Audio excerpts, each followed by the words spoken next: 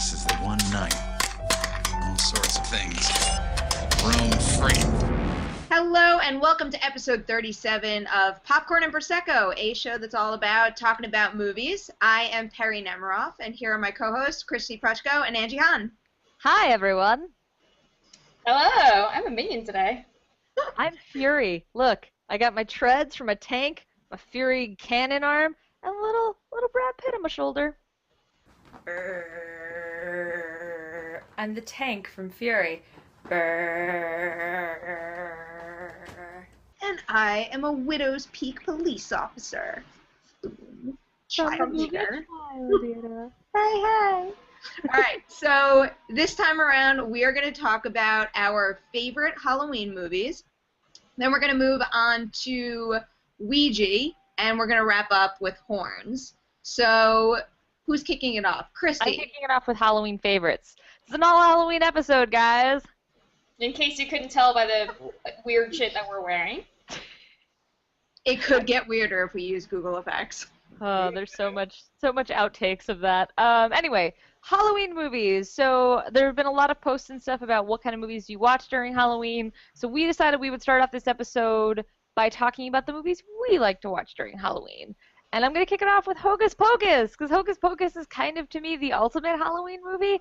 It's not especially scary, but we have other people that are going to take care of that for us. So I'm going to go with Hocus Pocus, which is about the three Sanderson sisters who are witches from way back when that caused all these problems, and they come back because of a snooty virgin trying to impress a girl, and he lights a candle, and they come back, and it's a lot of fun, and there's almost every Halloween trope in it. There's like a zombie, and there's kids dressed as different things, and there's a mom dressed as Madonna, because you need that. There's lots of good stuff, and I can just not stop watching Hocus Pocus. It's playing, I think, on Lifetime kind of continuously, and I've watched it at least 3 times in the past week. You had to tell me that? I need to get past the Deep Impact thing. I don't know what channel I have it on. It's one of the movie channels, but it's on like continuously, and every time I turn my TV on, because I never change the channel, it's on. But now I will change it to Hocus Pocus. Yeah, go to Lifetime. I didn't think there. Well, and what's great about it is, like, I mean, like, that's actually why watching Hocus Pocus is when I did the Photoshop of the three of us as the witches. Like, that was not just, I was bored, but also inspired by Hocus Pocus. Hocus Pocus is an amazing movie. I used to watch that. I still watch that movie on repeat, but when I was a kid, I mean, year-round, multiple times in a row, that poor VHS tape. I don't think I watched the whole thing, or even that much of it, in years, but this is making me sad that I haven't. I also had a crush on Zachary Binks, not the cat, but the boy before he was the cat. No, I still had a crush on him when he was a cat. Of course you did. And now things got real weird. A little bit. I, though, was a little upset when that news about Hocus Pocus 2 came out, and then it was bullshit, because, you know, I don't want to ruin Hocus Pocus, but if the Sanderson sisters happen to come back together, I'd be totally fine with that. That'd be fun. I mean, that was kind of the thing. I really loved, it's Bette Midler and Kathy Najimy and Sarah Jessica Parker, and there's such a great threesome in that movie. They're so funny and, like, weird, and, like, Bette Midler just goes for it. It's just such an over-the-top role, and she screams a lot, and she has these, like, she has her lips painted super teeny. Everything about it's so funny and weird. And Kathy Najimy riding the vacuum cleaner, like, it's just still so much fun. Their song. I love that song. I put a spell on you. I prefer her version. You're mine. Oh, it's impression time. Everyone take a shot. Kristy's doing her impressions. Oh, but yeah, that's my pick. I think we can move on to Angie's pick.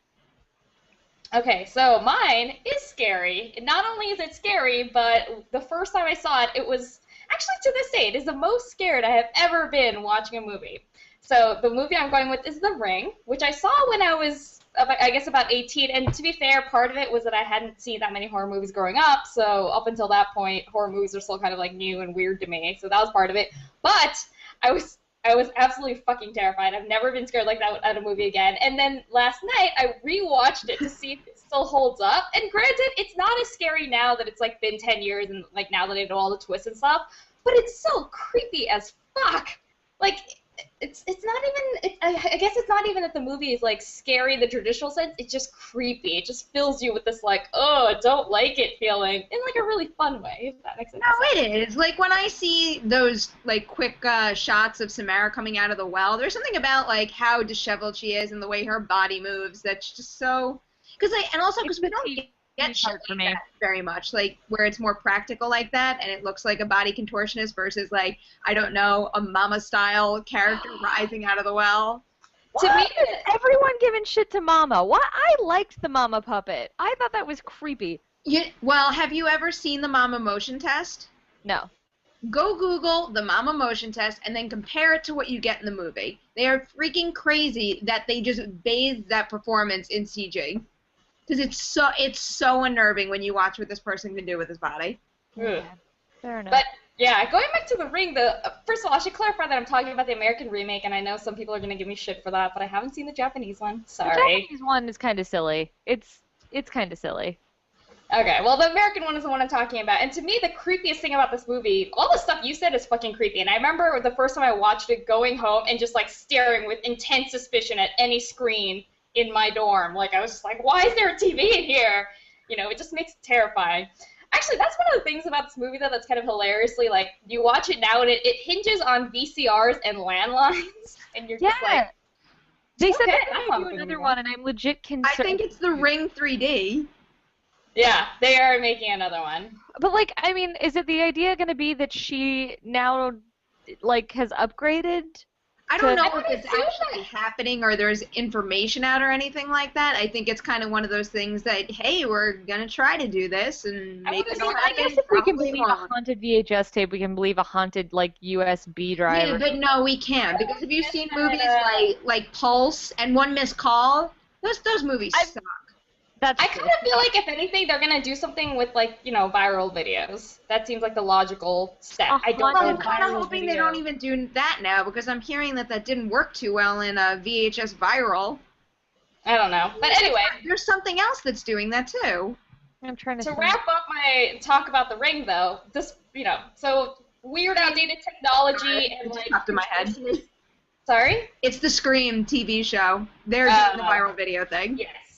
But leaving all that aside, to me, the creepiest part of The Ring is how the whole movie is about, like, you know, once you see these images, you're going to die. And then the movie just proceeds to make you, like, burn those images into your mind over and over. And to me, that is the creepiest thing about it, because even after you stop watching it, you kind of still keep seeing them in your head, and they kind of stay with you. And every time you think of one, you kind of shudder. And anyway, that is why. Sorry, Angie, this Minion cap. I know. I was thinking the same thing. You can't take me seriously talking about horror movies when I'm wearing this. Yeah, you kind of look like that helmet cat, the cat wearing a melon. I'm sorry. Intercut melon cat here. All right, so let's move on to mine before we all have a meltdown. I'm going with one of my favorite Halloween movies of all time, and I'm talking, like, specifically Halloween, too. Not just, I mean, it's one of the better horror movies. It's, like, at the top of my list overall, but Halloween is basically defined by Trick or Treat for me, because for years now, except not this year, FearNet has been doing 24-hour marathons of Trick or Treat, and now there's no more FearNet. And it's the first year that I'm like, holy shit, what am I going to do on Halloween? Do you not own it? I have a digital copy, but it's not the same, you know? Like, during Halloween, I'll just leave my TV on all day, like, when I'm just hanging out in the apartment, so it's, like, always on in there. Last Halloween, and it was literally just, you had that on in the background. No, I'm not surprised, but I do also have a gigantic... twisted movie to just casually have on in the background. Like, I have, not that scary. The Today Show casually on in the background. Perri has, like, a movie where people's skin gets ripped off, and this year I'll have the Twilight Zone marathon casually on, but I have a gigantic Trick or Treat poster hanging in my living room, though, which I adore. But anyway, part of the reason... You've also got your little guy and the creeper in the background. Oh, yeah, Sam's up there, too. I like Sam. Except, you know, if you buy the Funko Pop toy of Sam, his head isn't weighted properly, and he just falls right over, which is kind of sad. But Leatherface is holding him up right now, so it's okay. As is a Leatherface. We can stop freaking out. So Trick or Treat is an incredible horror Halloween anthology. There's a lot of stuff going on, but it kind of centers on that character Sam, which if you don't know who Sam is, it's the little child that has the burlap sack over his head and wears that orange jumpsuit and carries around the cracked lollipop. And there's basically just a whole bunch of situations that play out on Halloween night. Anna Paquin's in it, and she goes out with a bunch of her friends, and they go to this party, and I'm not going to spoil anything, but creepy shit happens there. There's a group of kids who go to this place where this urban legend is, and it involves a school bus and an accident that happened, and I think that might be one of my favorite things ever. And I love Dylan Baker's part too with the boy next door. The thing I like about this movie so much is that it plays into a big part of horror movies that I grew up with, which is that there are rules, and if you break the rules, terrible things happen, and that's the entire lineup. There's actually the trailer of Trick or Treat like plays it like it's a PSA of like, be careful about taking candy from strangers, and like, you know, don't fuck with the dead, and you know, really words to live by. You should actually just watch this movie, if not for the joy of Halloween, which is totally solid, but just for safety. Just so you don't end up like a character in one of the other horror movies that we've been talking about. Pretty much. But this is also just a special one because it's about Halloween. That's another reason I really appreciate it, because there's so many little things that, I mean, it takes place on Halloween, but there's so many little things that go down during the night that make me think of, I mean, obviously I didn't do the things these characters do, but make me think of what happens during Halloween. Like just remembering when you're little and going trick-or-treat and worrying about what's in the candy and thinking about the urban legends and all that kind of smashing pumpkins. I didn't smash any pumpkins, but all that fun stuff, and it's all wrapped up in this movie, and it's really a shame that no one is marathoning it this year. Shame on whoever canceled FearNet and this, because this movie is priceless, and everybody should get to experience it on Halloween. Yeah, seek it out. It's really a Halloween movie in the way that there aren't as many Halloween movies as you would think. There are lots of horror movies. There's some movies set on Halloween, but not many of them are about Halloween, though. I mean, even the Halloween franchise, I think that lost sight of its namesake. Yeah. You know, I mean, it was Michael Myers. They might as well have called it Michael Myers. It didn't need to be called Halloween after a while. All right. So I guess that's it for Halloween movies, right? Anybody else have anything to add? No, I think we nailed it. All right. I mean, I know that I didn't sell it, but seriously, The Ring, it's creepy. Don't listen to my hat. Trick or treat! Okay. I'm done now. I'm going to say all the above. Okay, Marathon them all. Get Get sick eating candy. All right, so now we're going to move on to what is, I mean, I guess it's trying to be the Halloween movie of 2014, because there's really no wide releases coming out next weekend to benefit off the box office. But that makes me sad. Yeah, it doesn't make me nuts. Maybe a little bit. All right, whatever. I'll just get into it. So, Brad Pitt, are you sad? Brad Pitt is also sad. Is that Brad Pitt's sad face? That's, yeah, they're a little close up on Brad Pitt. He looks a little like sad Keanu. Where's that Batman? All right, so the movie we're talking about right now is Ouija, the latest board game to film adaptation. And it starts off with this girl who pulls out a Ouija board and breaks one of, like, the ultimate Ouija board rules. You do not play alone. Sure enough, she plays alone and she dies. And her friends are all, like, super sad and we want to help you and we miss you and all that stuff. So they go to her house and they find her Ouija board and they're like, let's talk to Debbie. And they start moving the piece around and something starts talking back. And it gets really scary and malicious. All right, not really scary, but there's lots of jump scares, a couple which caught me off guard. But, you know, it's probably what you're expecting if you have seen a trailer for this movie. This thing is pretty formulaic. There's a lot of horror cliches in this thing, and it pretty much just relies on jump scares. But I had fun with it, and I think it was because I really liked the main character. I didn't necessarily like the main character, but I liked the actress who played her. I found that everything that she was kind of assigned to say was really cliche and stupid, but I thought she said it rather naturally, so I was kind of buying it. Clearly, Kristy does not agree with me, but, and here's one that Angie won't agree with me. There's two boys in this movie, and holy shit, they're like up there as some of the worst characters of the year. One of them in particular just had like, oh my god. Pete, Are we gonna have our biggest fight Debbie's over boyfriend the Pete. characters of Ouija? Is that what's gonna happen? I'm excited. Oh. Go on. Okay, all right. Well, here's a good one. Freaking Lynn Shay is in this movie as a creepy old lady. Yeah. Did I just spoil that? No, That's a reveal. She's on the IMDb page. But the thing is that like Lynn Shay is like she's so there for street cred of like horror Obviously. stuff, and it is the most street cred this movie earns. What kills me is that I think the movie up until the opening title card was actually really interesting. It starts off when the girls are just little and playing Ouija at like a slumber party, and like I feel like that's a thing a lot of women in particular can relate to, and like that was fun and creepy. But then like they throw it all out the window by this plot that gets more and more incoherent and ridiculous. And like the reason I was making faces when you were talking about the girl, the things she said were so stupid, and like she just didn't have any sense of logic. Like there's one point where she wants to figure out if maybe there were some spirits in the house before her friend moved there. So she goes and creeps up into the attic and then goes, maybe we should Google these pictures I found. Why the shit didn't you Google who lived there before you went into the creepy attic? Like, what?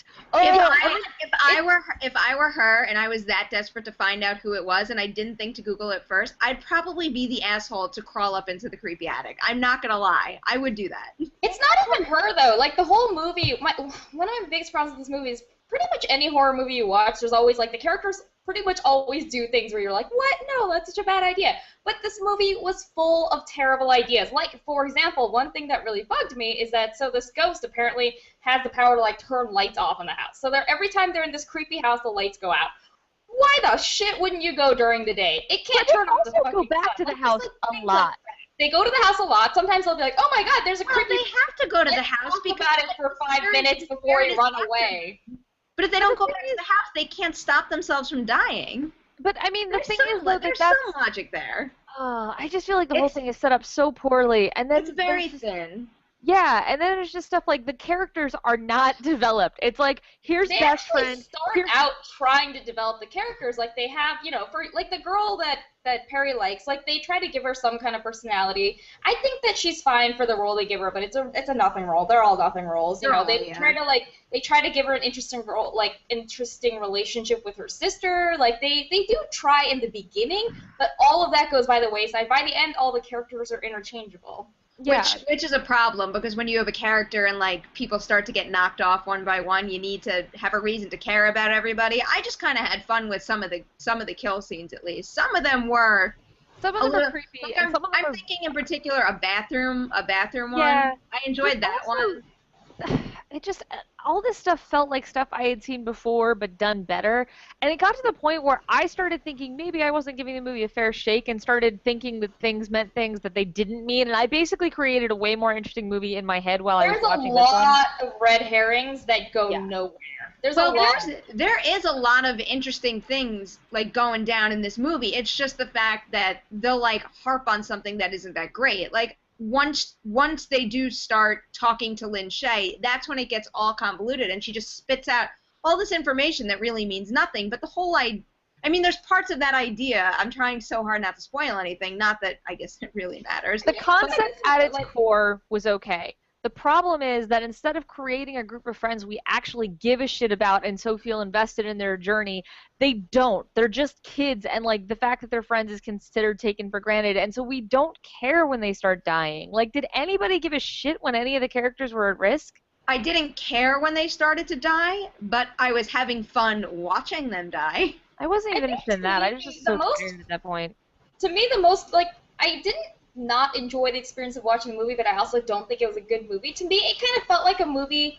So I was sitting next to Kristy while I was watching it, and there were so many moments where I was like, I wish that Kristy and I were watching this at home while drinking bourbon, and like we could turn to each other and like, you know, talk smack, and we could like yell at the TV, because that's the kind of movie this is. It's not a good movie. Why couldn't you have talked smack during that movie? Everybody else in the theater was talking. Because I'm a civilized person. Yeah, there was literally someone screaming obscenities that he apparently thought was really funny.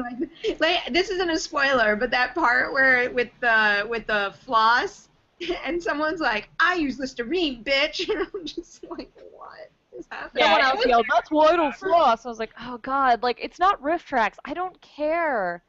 But it would be, it's not, I didn't like that experience in the theater of, like, having all the people around me talking, but I absolutely get the instinct, because to me, that's the only way that this would be a genuinely enjoyable experience, is if I had been watching it on my couch with you guys, you know, shit-faced drunk, and, like, laughing and yelling and being like, you fucking idiots, what are you doing? Like, it's that kind of movie. The things they did in the movie, like, yes, there's that cliche where people in horror movies, like, make dumb decisions. There's even a commercial on now that I forget what it's for, but it's like, let's go hide behind the chainsaws, and, like, you're like, yeah, okay. But a lot of the times it's like that because the people are scared and, like, in the moment they don't make the right decision. But this, people methodically make the wrong decisions again and again and again. And, like, there's, like, a character who knows what's going on, but they don't consult her for no apparent reason. And there's just so much where you're just like, why? Like, there's absolutely a character who, like, from the very beginning, it's obvious that this person, like, knows all the answers, but for large swaths of the movie. Obviously, there had to be a character like that in this movie. I mean, and that's totally a thing in the movies. That's fine. But, like, the movie forgets this character exists. It's not like the characters forget that this person exists because they're so, like, busy and desperate. The movie itself just, like, is like, can you just not remember that this person exists? Because if you do, then the movie will be over too fast. So let's just, I know we introduced this character, but let's just forget about it for a while. It's also one of those movies where the parents magically vanish from the scene. Like, this girl's best friend just died, and her dad's like, well, that's tough. I have a business trip. See you laters. And he takes off and vanishes for the rest of the movie, as do the parents of the girl who died, so the house is just wide open. So then there's just these 5 teenagers who none of them have parents, apparently. And also whatever. None of them look like teenagers. Some of those teenagers look older than me. Yeah. I was IMDbing them after to see what else they were in, because when we figured out what's his face, the guy I don't like is from Stage Fright, I think he's like 30. I absolutely believe that. I was watching that and I was like, even by Hollywood standards, these teenagers look fucking beat. They look old. Like, they have. Well, that was the thing. They're talking, and I thought they were supposed to be in college, and then someone says something about school, and I was like, wait, what? Like, it's. I feel like the fact that there's no parents around makes it even weirder that they're supposed to be teenagers, because if you're like 16 or 17 or 18, like, you would have parents at your house probably. I don't know. It was just like, it's a small detail. I don't know why we're harping on it so much, but it's just another way in which this movie kind of, like, doesn't make any sense. And just I think I was really let down, because I thought the starting off with the slumber party thing, the starting off with this friendship between these two girls, I thought that was going to be really interesting and powerful. Even the introduction of the sister, those were all things I was interested in. And 2 of them get chucked out 10 minutes in, and then the third thing is wildly underdeveloped. Well, by the middle of the movie, you could literally just switch any of the characters for another. You could switch someone in from a different horror movie. It wouldn't fucking matter. No, it wouldn't. But I would say, all right, all of this is totally accurate. It is not a very well done movie, but I think if you're one of those types of people, like I can be every so often, where you can kind of push logic issues and things like that aside and just have fun with, like, you know, the mythology of what's happening, even if it's a little flaky, and just seeing cool kill scenes, then... yeah, it's harmless. It's better than Annabelle. It is better than Annabelle. Is this really what we're doing, though? I mean, like, I'm not going to tell, like, I actually, like, tickets in New York now have gone up to $15. I would never tell anyone to spend $15 on seeing Ouija. I would tell certain people, too. I think if you're a person who can have a lot of fun with this kind of movie, you don't need a quality movie, but you need a fun movie. And for me, this was a fun movie. I would say watching it at home makes sense, where, like Angie said, you can, like, have a beer and be a douchebag about it in the comfort of your own home and, like, not bother other people. But, like, I feel like, and I guess in some towns this is not the thing, but a lot of places in New York City are having revival screenings where they're showing, like, great horror movies from the past. And I would say do that, and if you don't have a revival screening near you, just rent something. Like, I just don't think Ouija's worth seeing. I don't think it's worth seeing. I don't know. I'm kind of in between you two, because I don't really think it's worth seeing. I wouldn't necessarily recommend it, but I do think that there is a place in my life for a shitty-ass horror movie that I can watch drunk at home and not feel bad that I was drunk. Because, like, a lot of the better horror movies you're talking about, those are things I want to actually experience properly, not, like, you know, buzzed and, like, yelling at the TV. So... would I recommend this? No. On the other hand, I mean, if you're in the mood for that kind of thing, if you're in the mood for something dumb that you can just, like, yell at the TV about, yeah, sure. If it's on TV, don't pay $50 for it. All right. Is that Where was the crooked button when I needed it? Damn it. I guess we'll move on unless anybody has anything else they want to say. All right. I wasn't quick enough again. I was trying to get there. Oh, is that why you were being quiet? I was Damn like, it. did I say something horribly offensive? Because everyone just kind of fell into this, like, sad silence after I stopped talking. I can't believe you did that again. I was like, what's going on? Nailed it. All right, let's move on to segment 3 and horns. Okay, so I will take over from here. Perri, get yourself under control, lady. I will take over from here. So Horns is the new movie by Alexander Aja? Aja? Sorry, I'm bad at pronouncing. I like that you're that drunk before we started on how to say Alexander Aja, and then you mispronounced the word pronounce. The minion hat is melting your brain. I think it is. I think I'm like slowly my mental capacity is You're going down gonna the level. start talking like a minion soon. You should do minion speak the rest of the episode.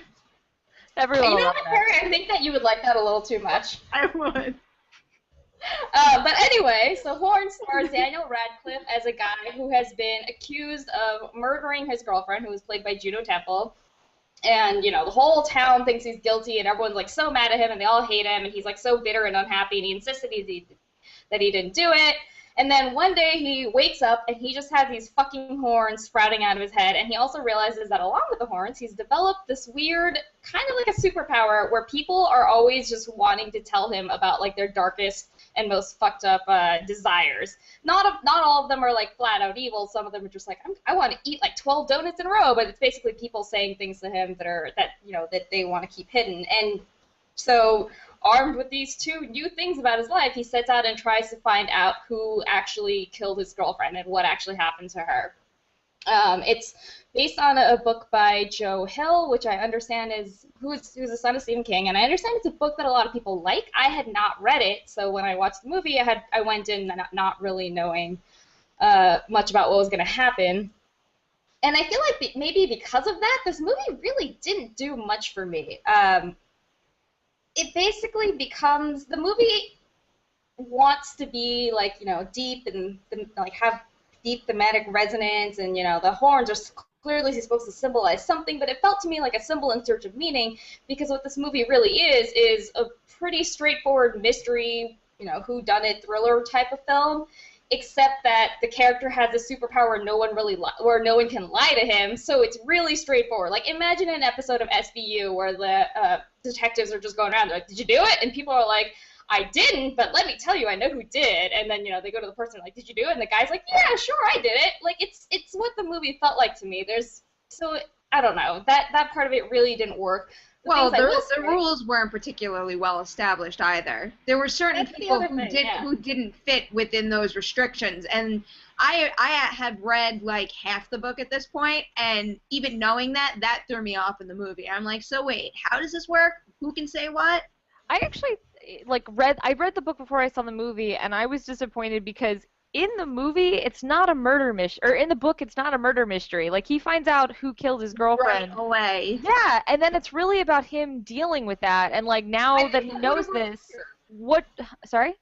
I think that would have worked better, because then it would have been a movie about, you know, like, it would have been a movie about a guy kind of wrestling with something that's some, like, really screwed up information. It would have been a movie about him, like, coming to terms with, like, what actually happened, like, things like that. But not only do they not do that, so it's like a really boring-ass murder mystery where nothing can possibly go wrong, they also, because of the way the movie is set up and stuff, it's immediately obvious what happened to her. Like, the second that they hint at it, it's impossible not to pick up on the clue, so then you just kind of spend the next, like, hour and a half waiting for the main character to catch up to the thing that you figured out. As in, you knew who did it right away in the movie? You know who did it right away, and you also have a pretty good idea of why. And what's crazy is that they changed so much from the book, especially to make it like, who did it? And they radically change a major character to make him a red herring. And, like, it just doesn't mean anything. Because, like, I was watching it and I was like, wow, this feels really obvious. And then I talked to people who afterwards who had not read the book, and they were like, so in the book, is it super obvious from the beginning that this and this and that? Like, they knew it all within, like, 5 minutes. It's just, it's such a weird translation where they tried to make this a whodunit, but the changes they made, like, made it incredibly obvious, even though it's meant to be the opposite. I don't think it's a very well structured mystery. But I feel like there are elements of this that I thought were fun. Like, I actually think Daniel Radcliffe is really wonderful. I did think it was fun. You thought what? I thought Daniel Radcliffe was really wonderful in this. Like, he's fun, and he has a good American accent. I was impressed. And my favorite scene is one that's actually not in the book, where it's in the trailer, so I'm not giving away anything too much, where he's basically being stalked by the media, who's like, why'd you kill your girlfriend? And he says he'll give an exclusive to whoever beats the shit out of the other one. And so they all start attacking each other. And then he goes into a bar where everyone's treating him badly because they think he's killed the girl too. And basically, like, this power allows him to get kind of vengeance on all these people who have been shitty to him. And that was exciting and fun and something I wanted to see Alexander Aja have more fun with. But then they take it in a really weird direction with, I'll just say with the waitress, which is not something that happens in the book. It's just really strange. I didn't get what this movie, like, was trying to accomplish, and, like, I think parts that of it was were my fun. biggest problem with it. Like, yeah, like you said, parts of it are fun. I had a relatively good time watching it. Daniel Radcliffe is fun, and it's a really good-looking movie. Like, it's really, really pretty to look at, very cinematic. But at the end, I was like, it just doesn't feel like it adds up to that much. Like, Well, it's because you have all that shit with the waitress. All of that is just so forced. It's like that so clearly doesn't fit. At that point in the movie, that's when almost like even the tone and the look of it really changes. It's like when you're in that diner, you don't feel like you're in the same film anymore, which is really unfortunate. But I mean, I think Daniel Radcliffe carries almost the whole thing. I think part of the reason that this works at all is because he puts on such a damn good performance. He makes you believe it. I remember when that picture of him first came out with the horns on his head. I looked at that and I'm like, holy fucking shit. This kid's got his work cut out for him. How is he going to sell that?